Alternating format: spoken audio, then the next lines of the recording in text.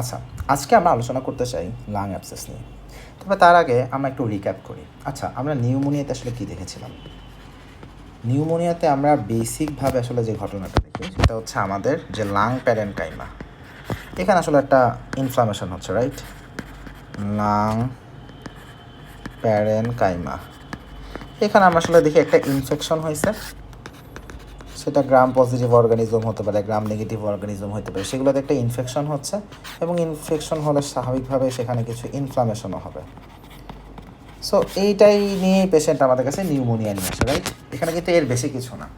কিন্তু সামটাইমস আমরা আসলে এরকম দেখি যে একটা লাং প্যারেনকাইমার এখানে কিছু ইনফেকশন হচ্ছে, দ্যাট ইজ ট্রু, কিন্তু ইনফেকশনের কনসিকুয়েন্সেস একটু ডিফারেন্ট। সেখানে আমরা দেখি এক্সেসিভভাবে এখানে কিছু ঘটনা ঘটে। এক কি, ওইখানে যে লাং টিস্যুটা ইনভলভড, ওইখানে আমরা আসলে দেখি যে লাং টিস্যু নেক্রোসিস হয়ে যাচ্ছে। সো ওখানে আমরা দেখি লাং প্যারেনকাইমাল টিস্যু একদিকে নেক্রোসিস হচ্ছে, এবং যখন এখানে নেক্রোসিস হয় তখন ব্যাপারটা কীরকম মনে করি, এটা হচ্ছে লাং, এইটুকু হচ্ছে আমার ইনভলভড এরিয়া। সো এখানে যে ব্যাকটেরিয়াগুলো আছে তারা এখানে একদিকে টিস্যু ডিস্ট্রয় করতে থাকে, সো একদিকে নেক্রোসিস হতে থাকে, এবং সেইখানে আমরা আসলে অ্যাকিউট একটা ইনফ্লামেটরি রেসপন্স হিসেবে সেখানে দেখি সেখানে নিউট্রোফিল চলে আসে। এবং যখন সেখানে নিউট্রোফিল চলে আসে বা আদার ডাব্লিউবিসির কম্পোনেন্টরা চলে আসে, সাধারণত মোস্টলি নিউট্রোফিল থাকে, সো তারা সেখানে কিছু কাজ করে এবং আলটিমেটলি সেখানে কিছু ডেড ব্যাকটেরিয়া ডিপোজিট হয়। সো দেখা যাচ্ছে সেখানে নেক্রোসিস হচ্ছে, নেক্রোটিক ডেব্রি সেখানে জমা হচ্ছে, ডেড ব্যাকটেরিয়া সেখানে জমা হচ্ছে, নিউট্রোফিলগুলো সেখানে আসছে। সো এগুলো সব কিছু যখন এক জায়গায় অ্যাকুমুলেট করতেছে, এই জিনিসটাকে তখন আমরা বলি পাস। অর্থাৎ এই পাস ফর্মেশন হওয়াটাকে বলা হয় সাপুরেশন।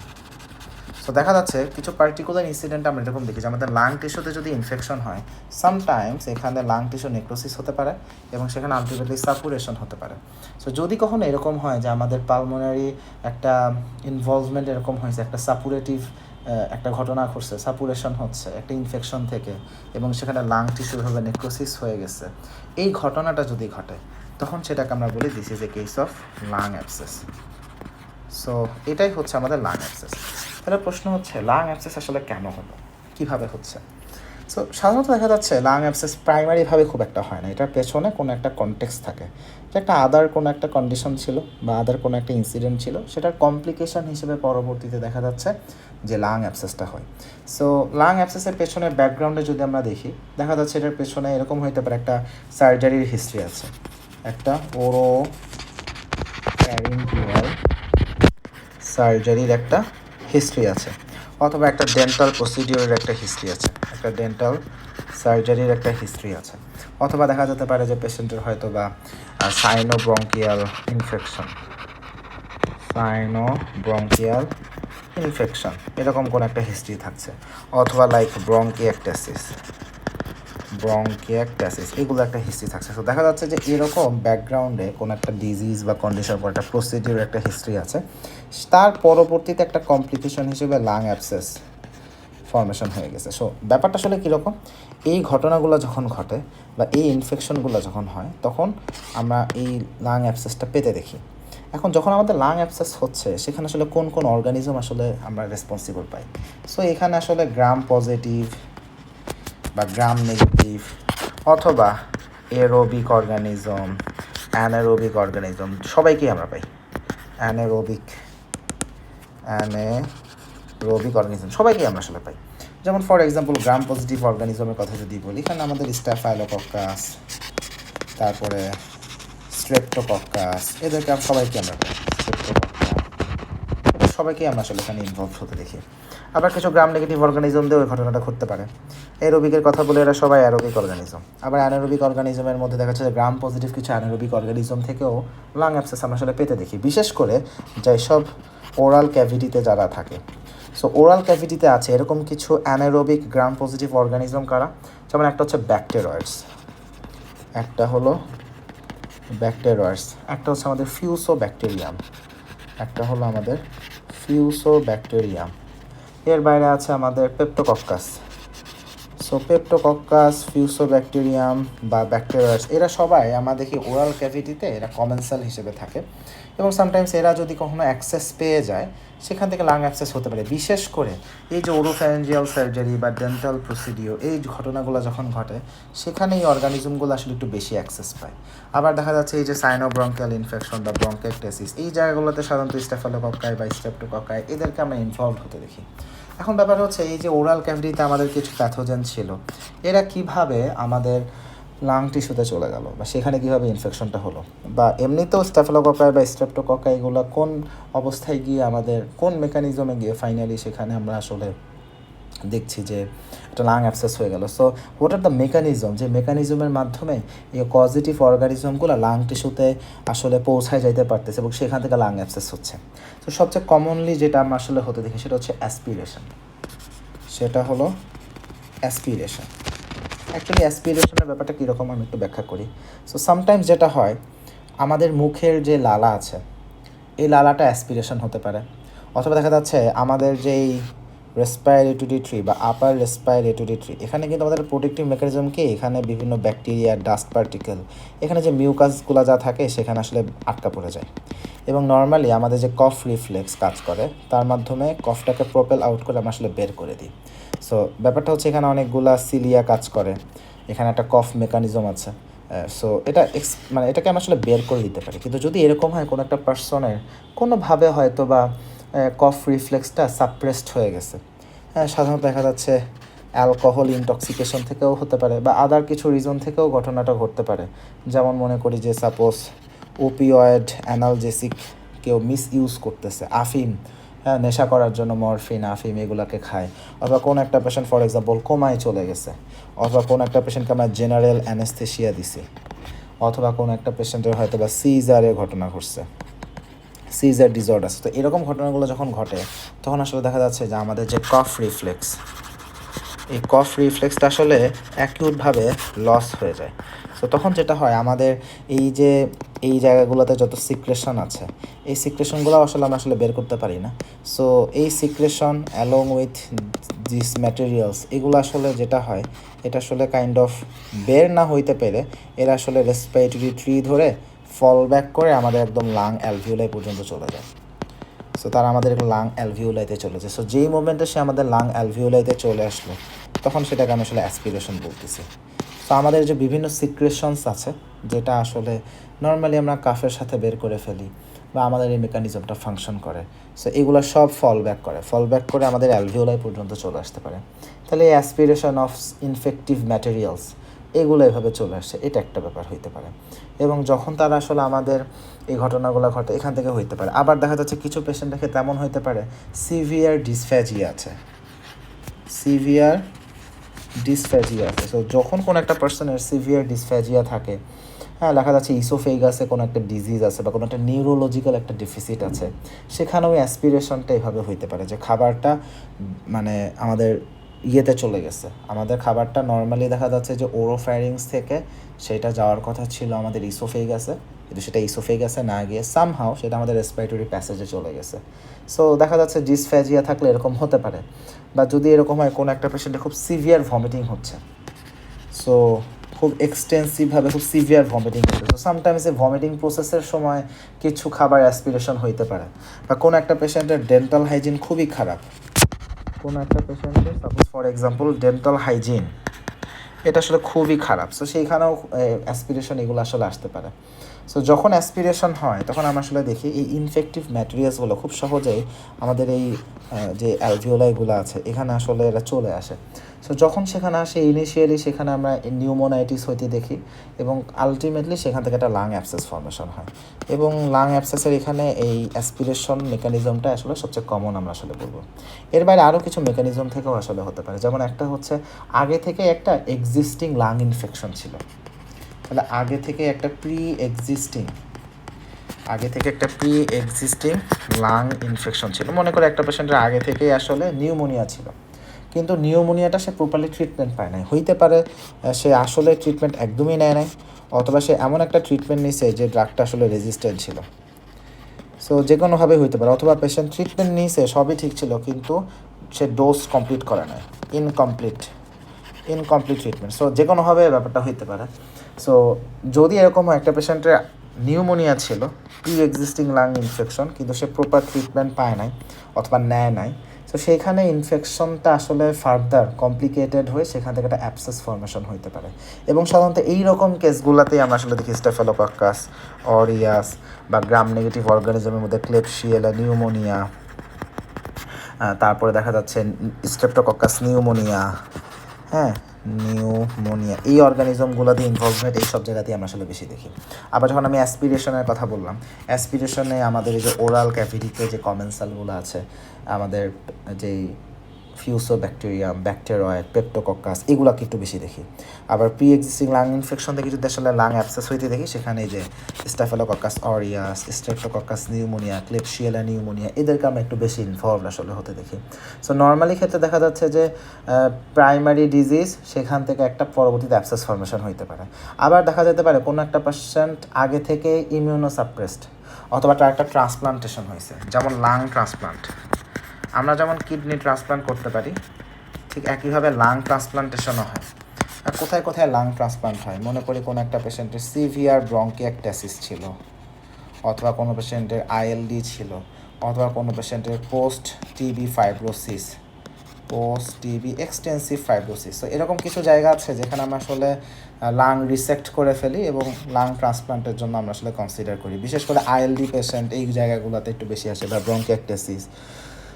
সো যদি এরকম হয় যে সিঙ্গেল লাং ট্রান্সপ্লান্ট বা ডাবল লাং ট্রান্সপ্লান্ট, দুইভাবেই আসতে পারে। সো কোনো একটা পেশেন্টের কোনো একটা কারণে আগে থেকে লাং ট্রান্সপ্লান্ট হয়েছে, এই পেশেন্টগুলোর ক্ষেত্রেও এই পালমোনারি অ্যাবসেস, হ্যাঁ, সেটা আসলে হওয়ার প্রবাবিলিটি খুবই হাই।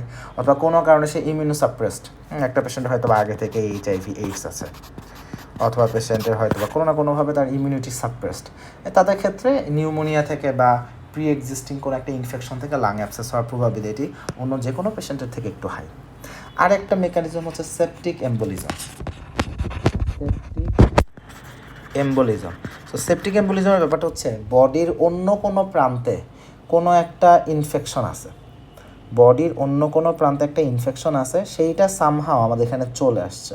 সো ব্যাপারটা কীরকম, একটা ইনফেক্টেড এম্বোলাই, একটা ইনফেক্টেড এম্বোলাই এখানে যদি আমাদের অ্যারাইজ করে, থ্রম্বোফ্লেবাইটিস থেকে হইতে পারে, অথবা দেখা যাচ্ছে পেশেন্টের একটা ব্যাকটেরিয়াল এন্ডোকার্ডাইটিস ছিল, একটা ইনফেক্টিভ ব্যাকটেরিয়াল এন্ডোকার্ডাইটিস ছিল, সেখান থেকে এটা চলে আসে। সাধারণত সেপটিক এম্বোলিজম এটাই আমরা বেশি দেখি, যে আমাদের ইনফেক্টিভ এন্ডোকার্ডাইটিস, সেখান থেকে একটা ছোট্ট একটা ইনফেক্টিভ থ্রম্বাস, সেটা আসলে ওখান থেকে ডিসলজড হয়েছে, এম্বোলাইজেশন হয়েছে, এবং সেটা আমাদের দেখা যাচ্ছে লাংসের এখানে চলে আসছে। সো যদি এটা ঘটে, সেইখান থেকে এই ঘটনাটা ঘটতে পারে। So septic embolism is another cause. আর একটা হচ্ছে নিওপ্লাসিয়া। আমরা ক্লিনিক্যাল সেটিংসে হসপিটালে যত অ্যাবসেসের পেশেন্ট দেখি, এদের মধ্যে একটা বড় অংশ হচ্ছে আইদার পেশেন্টের নিউমোনিয়া ছিল, ট্রিটমেন্ট ফেইলার করছে, সেইখান থেকে পেশেন্টের অ্যাবসেস হয়েছে, অথবা একটা পেশেন্টের কার্সিনোমাটাস একটা লেশন আছে, একটা কার্সিনোমা লাং আছে, একটা নিওপ্লাস্টিক ইভেন্ট আছে, সেটার কমপ্লিকেশন থেকে পেশেন্টের এখানে অ্যাবসেস হয়। এবং এটা আসলে এটাও আমরা খুব কমনলি পাই। সো দেখা যাচ্ছে কোনো একটা পেশেন্টের আমরা একটা ম্যালিগনেসি পাইছি। সো ম্যালিগনেসি পেলে অনেক সময় যেটা হয় যে সামটাইমস এটা আমাদের যে ব্রঙ্কিয়াল যে ট্রিগুলোকে থাকে, এটাকে এরকম অবস্ট্রাক্ট করে দেয়। ব্রঙ্কিয়াল যে ট্রিগুলো থাকে এটাকে অবস্ট্রাক্ট করে দেয়। মনে করি এখানে ব্রঙ্কিয়াল ট্রি ছিল, এখানে একটা ম্যালিগনেসি, এটাকে অবস্ট্রাক্ট করে রাখছে। সো যখন এটাকে অবস্ট্রাক্ট করে রাখে, তখন দেখা যাচ্ছে যে এইখানে আমাদের যেই সিক্রেশনগুলো আসে, এটা আসলে আর বের হইতে পারে না, বরং ওইটা আসলে এখানে জমা থাকে। এবং এই জায়গাটাতে তখন দেখা যাচ্ছে যখন এই সিক্রেশনগুলো এখানে জমতে থাকে, সেটা ব্যাকটেরিয়ার হারবারের জন্য খুবই আইডিয়াল একটা লোকেশন। লাইক ব্যাকটেরিয়ার বেঁচে থাকার জন্য যা কিছু দরকার প্রচুর পরিমাণে সেখানে আছে। সো খুব সহজেই আসলে এই অবস্ট্রাকশন যদি হয় due to any neoplastic event, সেখানে খুব কমনলি আমরা আসলে দেখি যে সেখানে আসলে ইনফেকশন হওয়ার probability is very high. So very common এই সেকেন্ডারি ইনফেকশন এইভাবে খুবই কমন, বিশেষ করে ব্রঙ্কোপালমোনারি সেগমেন্ট যদি এভাবে অবস্ট্রাক্টেড হয়ে যায়, কোনো একটা প্রাইমারি ম্যালিগনেন্সি হোক বা সেকেন্ডারি ম্যালিগনেন্সি হোক, যেভাবেই হোক, বাট এই অবস্ট্রাকশনের পরবর্তীতে এই প্রেজেন্টেশন এভাবে আসতে পারে। তাহলে এটা হচ্ছে আমাদের neoplasia is another reason of formation of lung abscess, এবং এটা আসলে আমরা পাই। আরেকটা হচ্ছে এর বাইরে কিছু জায়গায় হতে পারে, যে মনে করে একটা লোক রাস্তা দিয়ে হেঁটে যাচ্ছিল, হঠাৎ করে একটা ছিনতাইকারী তার বুকের মধ্যে একটা ছুরি চালায় দিছে, ছুরিটা ইনফেক্টেড ছিল। সো খুব সহজে লাং টিস্যুর এখানে ব্যাকটেরিয়া এক্সপোজড হয়ে গেছে। সো এরকম যদি কোনো একটা ট্রমাটিক পেনিট্রেশন হয়, অথবা দেখা যাচ্ছে যে আমাদের লাংস যা আছে এই লাংসের সারাউন্ডিং কোনো একটা অর্গানে হয়তো বা কোনো একটা ইনফেকশন ছিল যেটা ডিরেক্ট এক্সটেনশন হয়ে গেছে, যেমন লাংসের এখানে খুব ক্লোজ প্রক্সিমিটিতে ইসোফেগাস আছে। এখন মনে করি কোনো একটা পেশেন্টের হয়তো বা ইসোফেগাসের থেকে এখানে কোনো একটা ইনফেকশন ছিল যেটা এখান থেকে ছড়াই গেছে, হইতে পারে। আবার দেখা যাচ্ছে যে পেছনে স্পাইন আছে, সো স্পাইনের এখানে মনে করি কোনো একটা ইনফেকশন ছিল বা কোনো একটা অ্যাপসেস ছিল, সেটা সামহাও এক্সটেনশন হয়ে সেটা এখানে এক্সটেন্ডেড হয়ে গেছে। অথবা দেখা যেতে পারে যে এখানে যে নিচে ডায়াফ্রাম থাকে, ডায়াফ্রামের নিচে এখানে একটা অ্যাপসেস ছিল, সেই অ্যাপসেসটা এক্সটেন্ড করে লাংসের এখানে চলে আসছে, এক্সটেনশন হয়ে গেছে। অথবা দেখা যাচ্ছে যে প্লুরাল ক্যাভিটিতেই কোনো একটা আমাদের এখানে কোনো একটা ইনফেকশন ছিল, সেইটাই জাস্ট এখানে চলে আসছে সাবফ্রেনিক স্পেস বা প্লুরাল ক্যাভিটিতে, এখান থেকে ইনফেকশনটা এভাবে ছড়াই গেছে। অথবা জাস্ট হেমাটোজেনাস সিডিং হয়েছে, অন্য একটা যে কোনো একটা জায়গা থেকে ইনফেকশন ছড়ায় ব্লাডের মাধ্যমে আমাদের লাং টিস্যুতে চলে আসছে। সো এইভাবেও আসলে আমরা লাং অ্যাবসেস ফর্মেশন হইতে দেখি। বাট আলটিমেটলি যখন ইনফেকশনটা এখানে আসবে আমরা দেখবো যে যেইটুকু লাং টিস্যু ইনভলভড সেখানে নেক্রোসিস, সেখানে পাস ফর্মেশন, এই জিনিসটা কমন। তাহলে এই ঘটনাটা ঘটছে। তাহলে যখন একটা লাং অ্যাবসেস হচ্ছে তখন এখানে আরও কিছু ঘটনা আছে। সামটাইমস এরকম হইতে পারে যে লাং অ্যাবসেসটা অ্যানাটমিক্যালি আমাদের যে ব্রঙ্কিয়াল ট্রি সেটার সাথে খুব ক্লোজ প্রক্সিমিটিতে থাকতে পারে।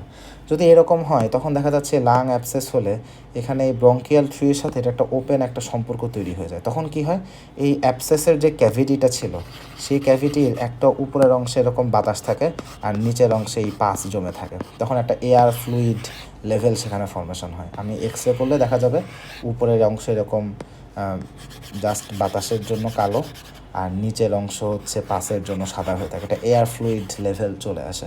সো অনেক সময় এরকম হইতে পারে যে আমাদের ব্রঙ্কিয়াল ট্রির সাথে এটা আসলে ওপেন হয়ে আছে, সো সেখানে একটা এয়ার এন্ট্রি সেখানে আসলে হতে পারে।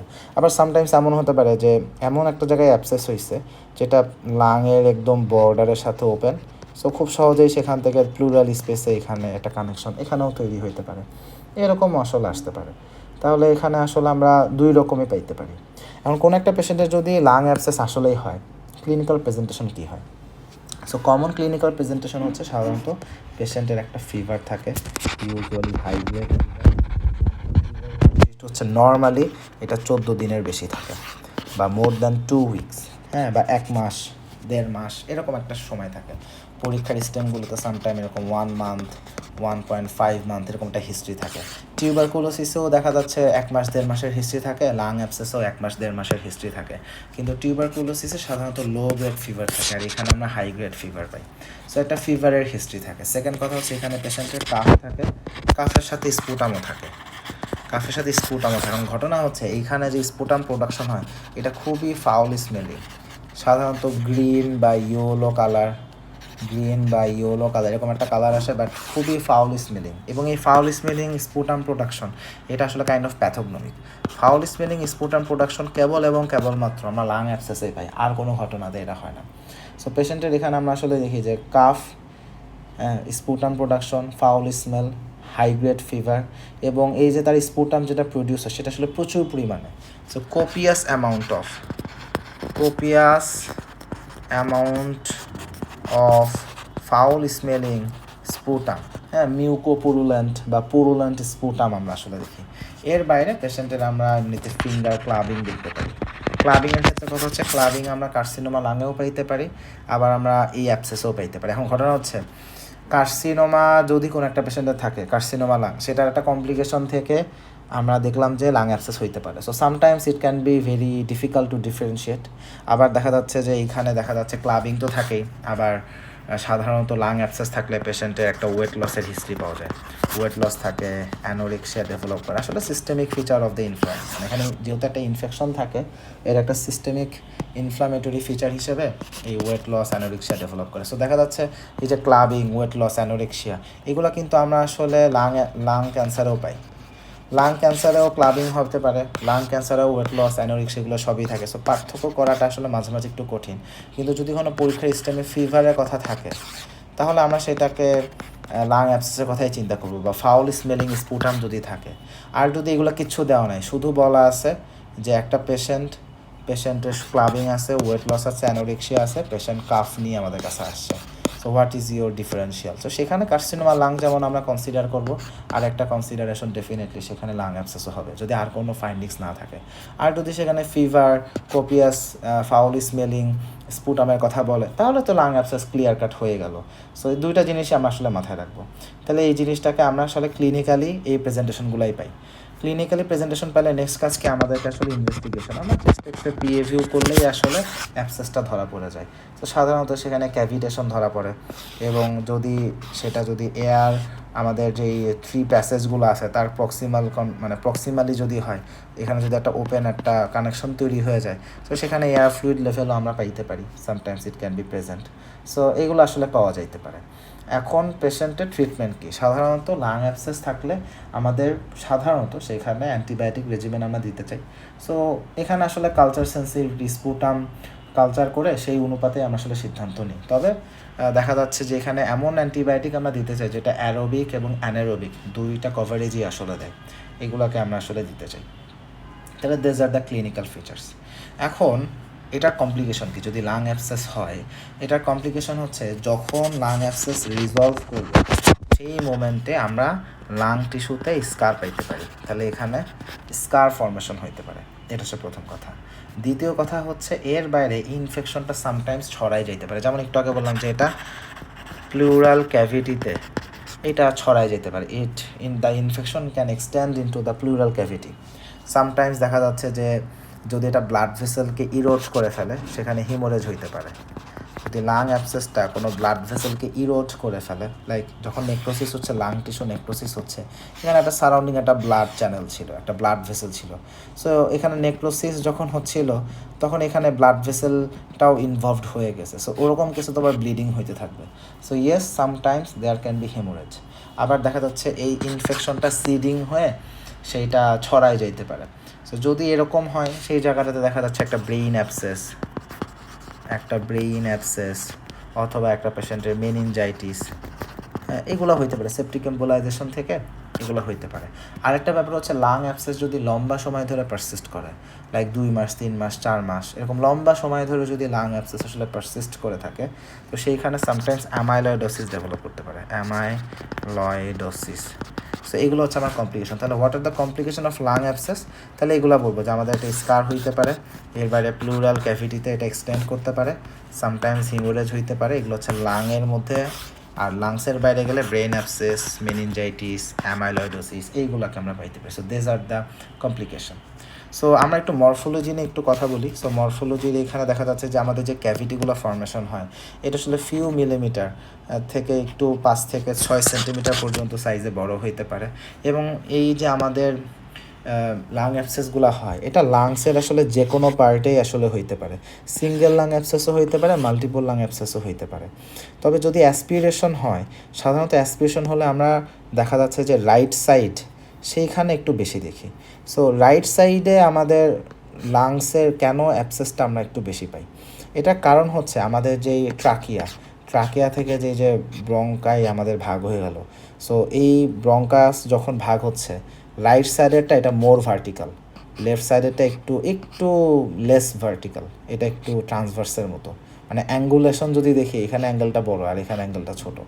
সো এই ঘটনাটা যখন ঘটতেছে, সো এখান থেকে খুব সহজেই এটা রাইট সাইডে ফল করে বেশি।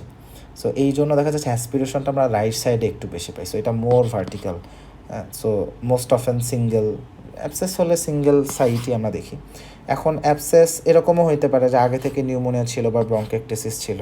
তবে যদি এরকম হয় যে নিউমোনিয়া বা ব্রঙ্কেকটেসিসের কমপ্লিকেশন থেকে একটা অ্যাবসেস হচ্ছে, সেখানে মাল্টিপল আমরা একটু বেশি দেখি, বা base of the lung involved হচ্ছে, বা খুবই স্ক্যাটার্ড লোকেশন এইভাবে আসতে পারে। সামটাইমস সেপটিক এম্বোলাইজেশন থেকে এটা আসতে পারে, পায়ামিক অ্যাবসেস আর মাল্টিপল, এবং সেটা লাংসের যে কোনো রিজিয়নকে আসলে ইনভলভ করতে পারে। এখন কোনো একটা পেশেন্টের যদি আলটিমেটলি অ্যাবসেস হয়, সেটার কার্ডিনাল ফিচার কী? সেটার কার্ডিনাল ফিচার হচ্ছে লাং প্যারেনকামার মধ্যে আমি একটা সেন্ট্রাল ক্যাভিটেশন এরিয়া পাচ্ছি যেখানে সাপুলেশন হচ্ছে।